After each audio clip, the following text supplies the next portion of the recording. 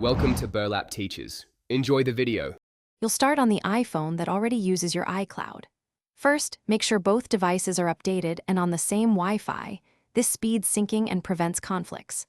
On the first phone open settings, tap your name and verify iCloud is active for the data you want to share. Once done, sign in on the second iPhone with the identical Apple ID. You'll be asked to merge or replace data. Choose Merge to combine contacts, calendars, and notes across devices. Now focus on what actually syncs. On each phone, go to Settings, tap your name, then iCloud, toggle Mail, Contacts, Calendars, Photos, and other apps you want shared. For photos, enabling iCloud Photos ensures new pictures appear on both devices. Understand this uses iCloud storage.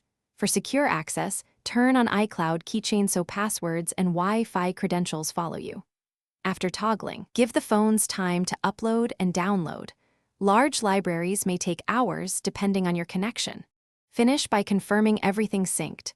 Open relevant apps and check updated contacts, calendars, and photos.